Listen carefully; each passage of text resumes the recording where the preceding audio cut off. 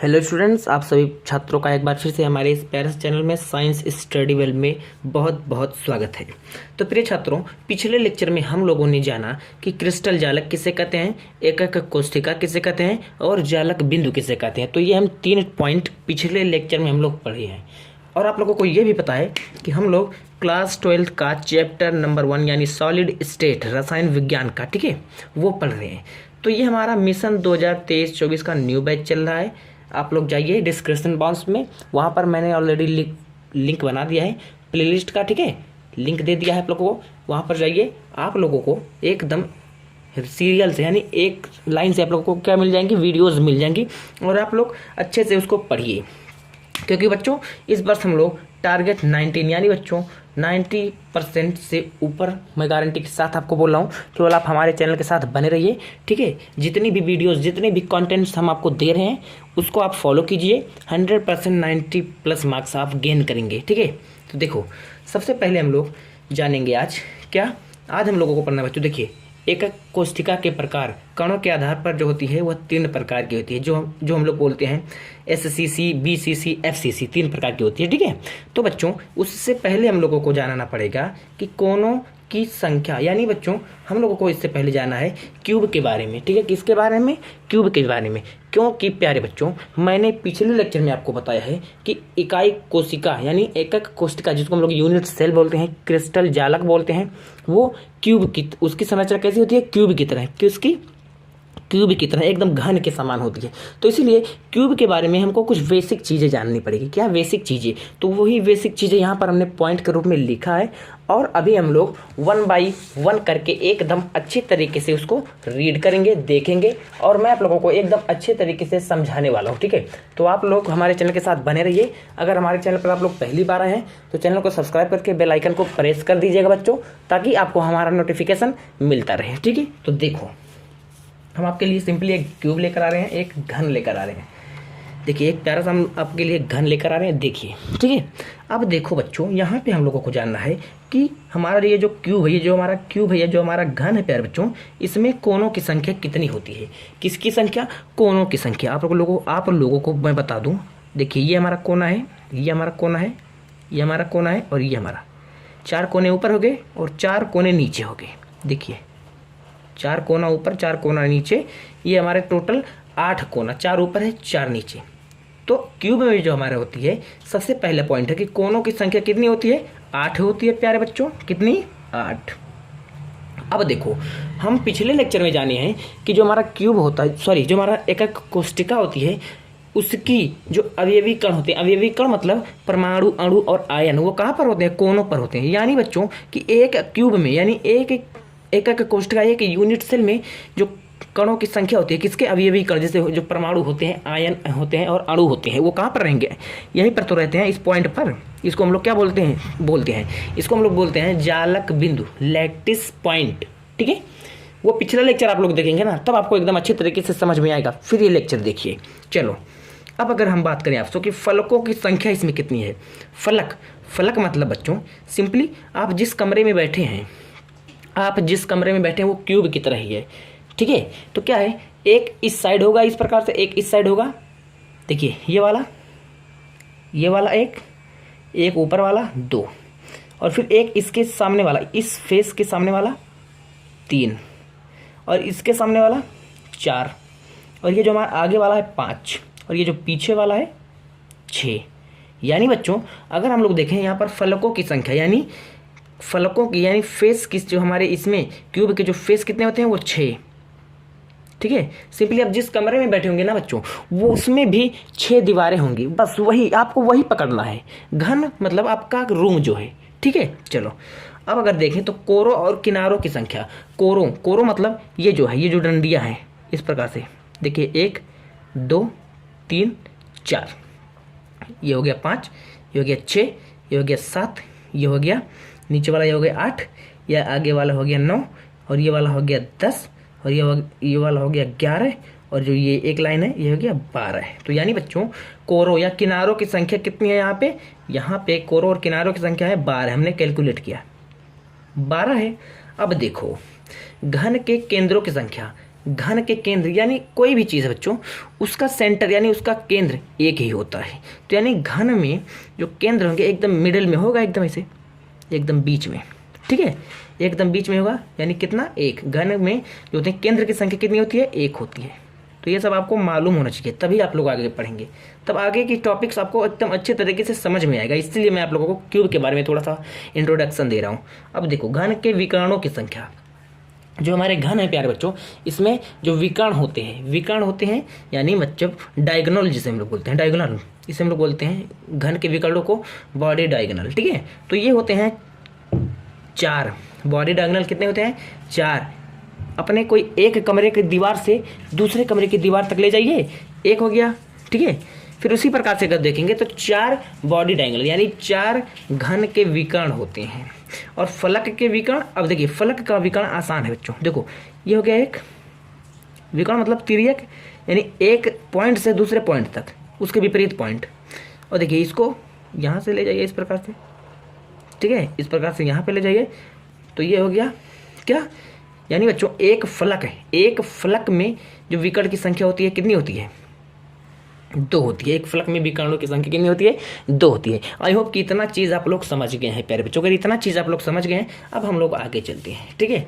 अब हम लोग आगे पढ़ने के लिए रेडी हैं, क्योंकि इतना चीज़ आप लोगों को समझ में आ गया। देखो हम लोग पढ़ने वाले हैं types of unit cell. Types of यानी एकक कोष्ठिका के प्रकार। आप लोगों को पता है कि एकक कोष्ठिका किसे कहते हैं, ठीक है। जो बच्चे नहीं जानते हैं, डिस्क्रिप्शन बॉक्स में लिंक है, उसको उस वीडियो को आप लोग जाइए पूरा देख लीजिए। देखो बच्चों, कणों के आधार पर ये है, जो पार्टिकल्स के आधार पर है, अब ये भी कणों के आधार पर ये 3 प्रकार के होते हैं, ठीक है। ये 3 टाइप्स के होते हैं। फर्स्ट है हमारे पास सरल एकक कोष्ठिका यानी simple unit cell, simple unit cell, ठीक है। इसको हम लोग बोलते हैं SCC। इसका शॉर्ट नेम है SCC, ठीक है। तो देखिए SCC हम लोग किसे बोलेंगे, तो वह एकक कोष्ठिका, वह यूनिट सेल या इकाई सेल, इसको हम लोग इकाई सेल भी बोल सकते हैं, ठीक है, जिसमें अवयवी कण। अब हम आपको बता दें, अवयवी कण जो होते हैं हमारे कितने होते हैं, 3 होते हैं। अवयवी कण कितने होते हैं, 3 मतलब एक होता है अणु, कामा परमाणु, और एक होता है आयन, ठीक है। ये 3 है, ये 3 हमारे हैं, अणु, परमाणु या आयन, ये तीनों में से एक हो सकते हैं, ठीक है। तो ये होते हैं जो कौन, अवयवी कण, जिसमें अवयवी कण जालक बिंदु। अब मैंने आपको यहाँ पर बता दिया कि जालक बिंदु इसको हम लोग बोलते हैं, जहाँ पर अवयवी कण रहते हैं। तो बच्चों यहाँ पर देखिए, जिसमें अवयवी कण या जालक बिंदु, ठीक है, अवयवी कण या जालक बिंदु कोष्ठिका के कोनों पर उपस्थित हो। यानी प्यारे बच्चों, अगर मैं आपको बताऊं तो ये हमारे पास है SCC, इस प्रकार से होती है एकक कोष्ठिका, ये हमारे पास।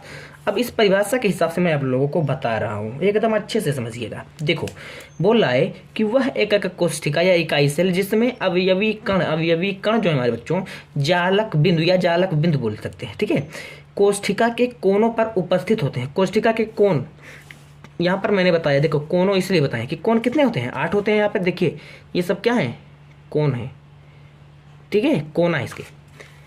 तो यहाँ पे हमारे क्या होंगे बच्चों, केवल जो हमारे परमाणु हैं, अणु है या आयन है, यानी अवयवी कण जो हैं, केवल यहाँ पे उपस्थित होंगे इस प्रकार से। ये और बड़े बड़े में होते हैं, ठीक है। बट मैं आप लोगों को केवल समझा रहा हूँ कि इस केवल कोने पर ही होते हैं। कहाँ पर होते हैं, कोने पर ही उपस्थित होते हैं। कौन, अवयवी कण।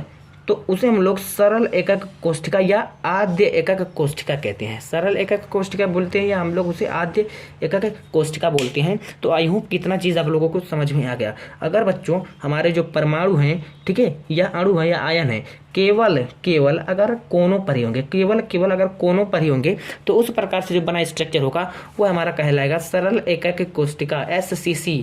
तो इसको आप लोग अपने कॉपी में नोट कर लीजिएगा। अब हम लोग आगे अगले पॉइंट पर चलते हैं। अगला पॉइंट है हमारे पास प्यारे बच्चों, अगला पॉइंट है दूसरा प्रकार है अंतः केंद्रीय एकक कोष्ठिका यानी body centred unit cell. Body centred unit cell, तो बॉडी सेंटर्ड यूनिट सेल हम लोग किसे बोलते हैं, इसको हम लोग शॉर्ट में बोलते हैं BCC। इसको हम लोग शॉर्ट में बोलते हैं प्यारे बच्चों BCC। क्या बोलते हैं, BCC। देखो BCC किसे हम लोग बोलेंगे, BCC हम लोग बोलेंगे बच्चों वह एकक, यहाँ पर कोष्ठिका लिखना भूल गया, ठीक है, सॉरी, कोष्ठिका वह एकक कोष्ठिका जिसके अवयवी कण हम लोग देखें SCC सिंपल में देखे थे तो केवल कोनों पर ही थे, ठीक है, यहाँ पे कोनों पर ही थे प्यारे बच्चों। अब यहाँ पर देखिए क्या होगा, वह एकक कोष्ठिका जिसके अवयवी कण कोष्ठिका के किनारों के अतिरिक्त उसके अंतः केंद्रों पर भी स्थित हो। यानी बच्चों किनारों पर तो हूँ ही, ठीक है, कहाँ पर, किनारों पर, यहाँ पे जो कोनों है यानी कोनों पर तो रहेंगे ही, क्या, अवयवी कण। ये क्या है, ये हमारे अवयवी कण है। अवयवी कण किनारों यानी कोनों पर तो रहेंगे ही प्यारे बच्चों, उसके अंतः केंद्र पर भी स्थित हो। मैंने आपको बोला था कि अंतः केंद्र देखिए इस प्रकार से एकदम मिडिल में, तो इस प्रकार से यहाँ पे एकदम मिडिल में ही होगा, एक कण यहाँ पे एकदम मिडिल में होंगे, कोनों पर होंगे और फिर एकदम अंतः यानी एक उसके केंद्र पर भी होंगे एक कण, तो उसे हम लोग बोलेंगे BCC, body centred unit cell, ठीक है। इस प्रकार से जो हमारा स्ट्रक्चर होगा उसको हम लोग बोलेंगे बॉडी सेंटर्ड यूनिट सेल, यानी किनारों पर होंगे, उसके अतिरिक्त एक एकदम मिडिल में होगा यानी एकदम सेंटर में होगा, तो उसे हम लोग बोलेंगे अंतः केंद्रीय एकक कोष्ठिका, ठीक है प्यारे बच्चों, वेरी गुड। अगर इतना चीज समझ में आ गया है, अब हम लोग अगले टॉपिक पे चलते हैं। थर्ड है हमारे पास फलक केंद्रीय एकक कोष्ठिका। फलक केंद्रीय एकक कोष्ठिका यानी फेस सेंटर्ड यूनिट सेल। तो इसको देखिए, वह एकक कोष्ठिका जिसके अवयवी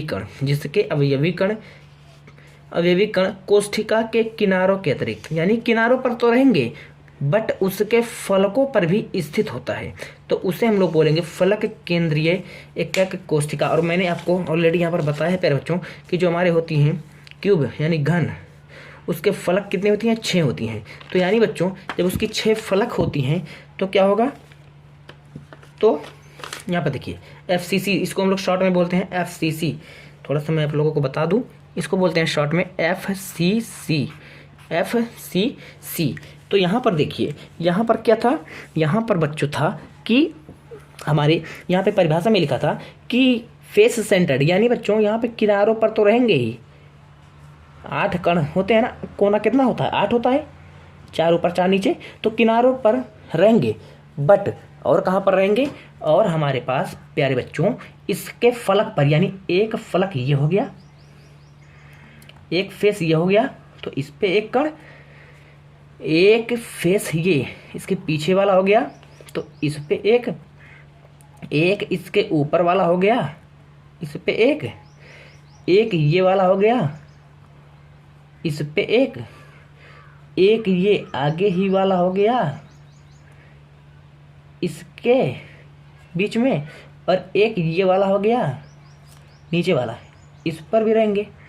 यानी 2 2 4 2 6 फलक होते हैं, तो 6 फलकों पर भी, 6 फेसेस पे भी, 6 दीवारों पर भी हमारे क्या रहेंगे बच्चों, अवयवी कण रहेंगे, ठीक है। तो उसे हम लोग बोलेंगे फलक केंद्रीय एकक कोष्ठिका। तो आई होप कि इतना चीज़ आप लोग अगर समझ गए हैं तो आप लोगों ने यहाँ पे किस चीज़ को जान लिया है, आपने एकक कोष्ठिका के प्रकार जो होते हैं कणों के आधार पर उसको जान लिया है। 3 प्रकार के होते हैं। फर्स्ट हमारे पास था SCC सिंपल यूनिट सेल, ऐसा एकक कोष्ठिका जिसके अवयवी कण केवल कोनों पर ही होंगे, उसे हम लोग SCC या सिंपल की यूनिट सेल बोलेंगे, ठीक है बच्चों। अगर उसी प्रकार से हम लोग देखें BCC को, तो बॉडी सेंटर्ड यूनिट सेल, ऐसा एकक कोष्ठिका जिसके अवयवी कण कोनों के अतिरिक्त, कोनों पर तो रहेंगे। एक बात आप लोग निश्चित कर लीजिए बच्चों कि कोनों पर तो सभी में रहेंगे। देखिए SCC, BCC और FCC कोनों पर तो कॉमन चीज है, बट प्यारे बच्चों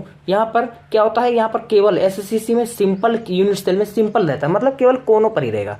बट यहाँ पर देखेंगे, यहाँ पर हमारे पास कहाँ पर रहता है, फेसेस पर भी हमारे अवयवी कण पाए जाते हैं, ठीक है। यहाँ पर फेसेस पे भी अवयवी कण पाए जाते हैं। और अगर बॉडी मतलब एकदम बीच में भी, एक केंद्र पर भी हमारे पास क्या होता है, अवयवी कण पाया जाता है बॉडी सेंटर्ड यूनिट सेल में। और अगर इसी प्रकार से देखें फेस सेंटर्ड यानी फलकों को, यानी इस दीवारों पर भी हमारे अवयवी कण जो होते हैं पाए जाते हैं। 6 फेसेस होती हैं और 6 जगह पर हमारे जो अवयवी कण हैं पाए जाएंगे, ठीक है। तो उम्मीद करता हूँ इतना चीज़ आप लोगों को समझ में आ गया है बच्चों। अगर इतना चीज़ आप लोगों के समझ में आ गया है तो आप हमारे चैनल को सब्सक्राइब करके बेल आइकन को प्रेस कर दीजिएगा, और आप लोग अगले लेक्चर के लिए तैयार रहिए। तब तक आप हमारे चैनल को अपने दोस्तों दोस्तों के साथ भी शेयर कर दीजिएगा, ताकि आप लोगों को इतनी अच्छी तरीके से इस पर पढ़ाई मिलने वाली है बच्चों। ठीक है, तो मिलते हैं अगली वीडियो में, तब तक बने रहिए आप हमारे चैनल के साथ।